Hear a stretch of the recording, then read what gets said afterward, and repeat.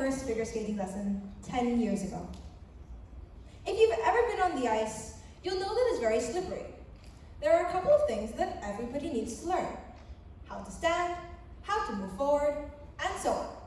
So I step onto the ice, and my coach tells me to fall down. Weird, right?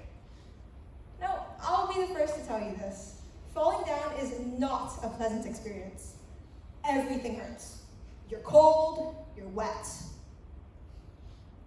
As I progress, falling down also becomes embarrassing. Like, I've been skating for a year now. Why can't I just stay on my feet? But the more I fall, the more falling becomes funny. I mean, look at me. I fall down, I laugh at myself a bit, and I get back up again.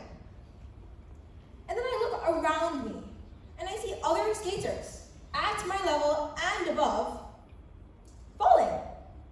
And so falling is associated with a sense of community, a shared experience among skaters.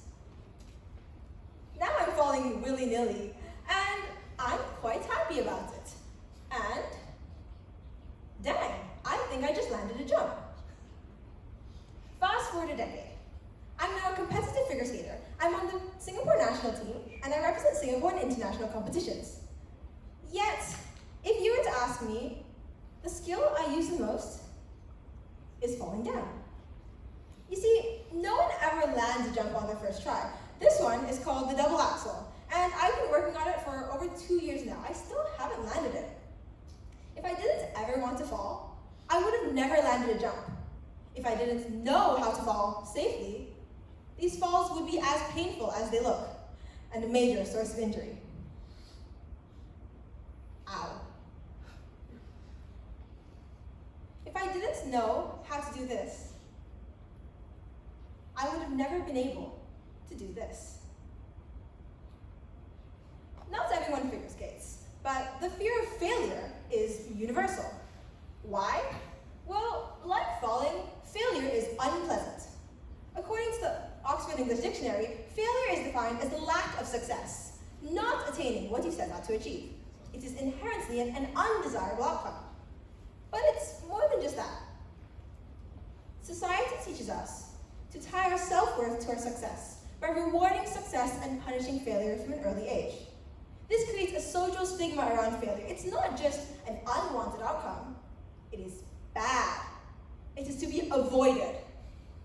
And thus failure becomes a source of fear. This is not good. You can't win the lottery if you don't buy a ticket. You can't learn to swim if you never get in the water. You can't land a jump if you never leave the ice. Failure and success are two sides of the same coin. Both arise from the same things: taking risks, stepping outside of your comfort zone, and trying new things. You cannot have one without the other. So, when I say that people fear failure, what this also means is that people are afraid of trying. Because that's the only way to completely avoid failure, isn't it? Not try. Not take risks. Stay in your comfort zone and be stagnant. And that is the antithesis of success. Not failure, but stagnation. So now you're like, okay, Ilika, failure, not so bad after all. Maybe I won't be too upset when I get a 40% on my math mid-years, right? But it's more than just that. Beyond just accepting failure as a natural obstacle, we all need to be actively seeking out opportunities to fail. Now you must think I'm bonkers, but hear me out. Just like I learned how to fall on my very first day of skating, our youth need to learn how to fail, and they need to do so as early as possible. Here are my 3 reasons why. 1, you learn to fail safely. So believe it or not, you can argue that there's a right and wrong way to fail. Or let's not call it right and wrong. Let's call it helpful and unhelpful. In figure skating, injuries, especially ankle injuries, are very common. An unhelpful fall, where you break your leg, might ultimately hinder your progress. Actually, let's see that again. So this video was taken in around 2023, and if it looks painful, it's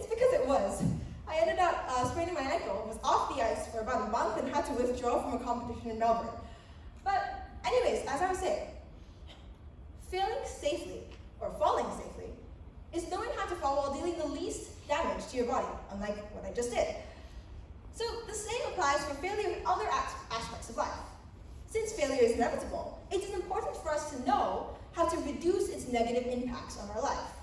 This can only be done through practice. 2.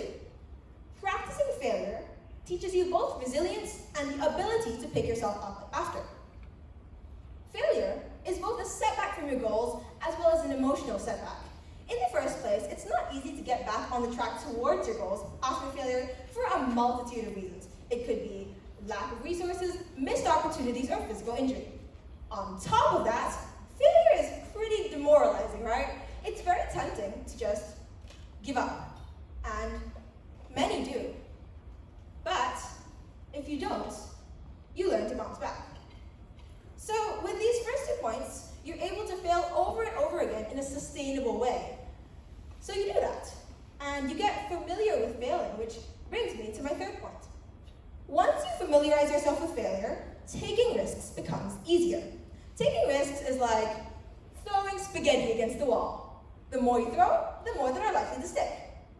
Once you can overcome the initial barrier of fear towards trying, you can try every month, every week, or even every day. The more you try, the more chances you have to succeed. You might have heard of this story about Thomas Edison. Edison famously tried over 1,000 filament materials before landing on the one that would be used in the early light bulb.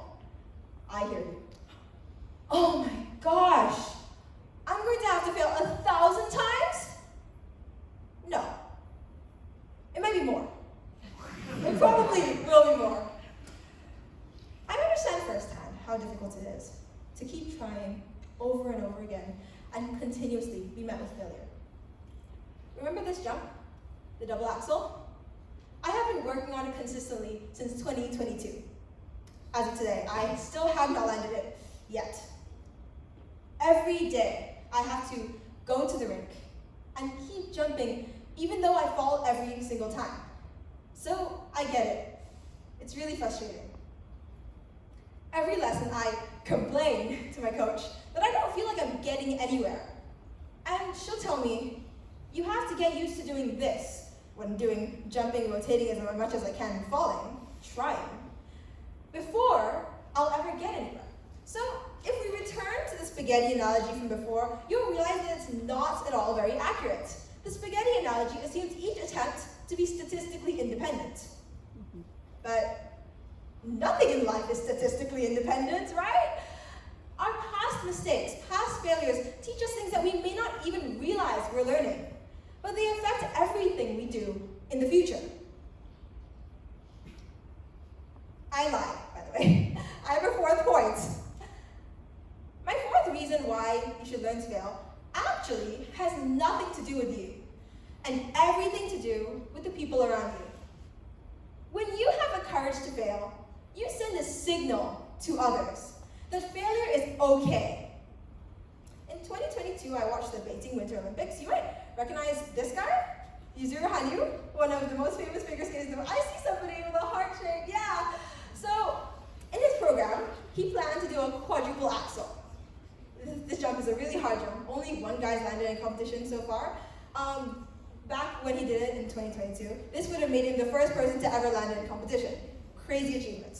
So he tried it. He ended up falling, which arguably may have cost him an Olympic medal. But I remember watching this and thinking, wow, even these amazing skaters fall. And this made me feel better about my falls. Subsequently, I taught my brother to fall, well, to skate, but you get my points. The more people that openly embrace failure, the more we normalize it and make it something that is part and parcel of life. I mean, look at what I'm doing right now, standing in a room full of people, screening videos of myself, falling on my ass and laughing at it.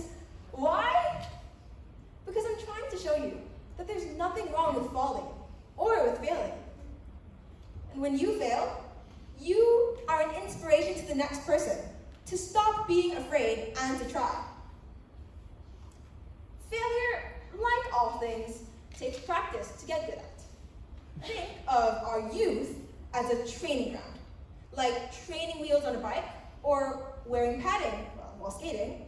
This makes falling easier and more manageable and subsequently builds towards independence in the future. So, for all youths, now is the time to try, and not be worried about whether we fail. We, young people, should be actively putting ourselves in positions that we aren't guaranteed to succeed. Join a poetry competition, learn an instrument, sit for an Olympiad, or take on a position of leadership. Learn to fail. Well, you have ample opportunities, and while your training wheels are still on. But the onus of change isn't only on us, though. If we want our youth to fail, we need to give them the resources to do so. This begins with a safety net. It could be school, home, or another community entirely, a safe space to try and fail. This means that the social stigma around failure has got to go. The fear of failure in children is an instilled trait from society, but it is something that can be unlearned and untaught. This begins with the deconstruction of the system that punishes failure. So the idea behind rewarding success and punishing failure is known as the carrot and stick method. For those who might have heard it, this references that analogy where you give a donkey a carrot if it moves forward and beat it with a stick if it doesn't.